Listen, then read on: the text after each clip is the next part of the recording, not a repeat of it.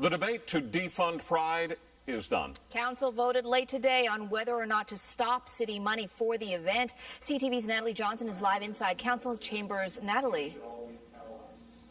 Zoraida, Pride Toronto will continue to receive taxpayer money after a very long and relatively close debate and vote here today. 17 councillors were in favor of axing the grant, but they did not have a majority. This year's Pride Parade will be police-free. To the Pride organizers, shame on you. But it will still receive city money. $260,000, despite an attempt by some councillors to withhold it for excluding uniformed officers. This is about the granting of money to an organization that has said to part of our employee group, you are unwelcome.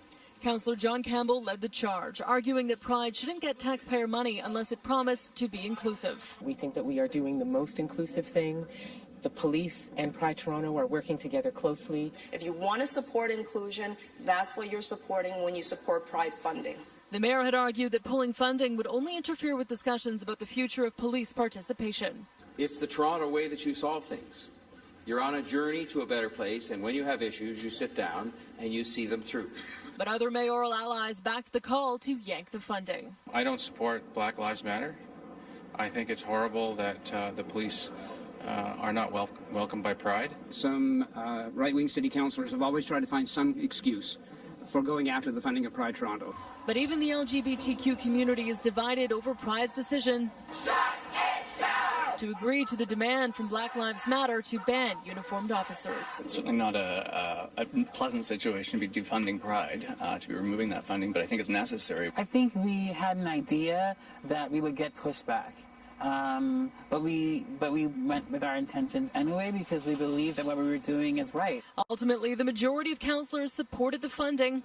We're very excited. This grant is an important part of how Pride puts on our festival. Meaning the parade will go on with city money and without police.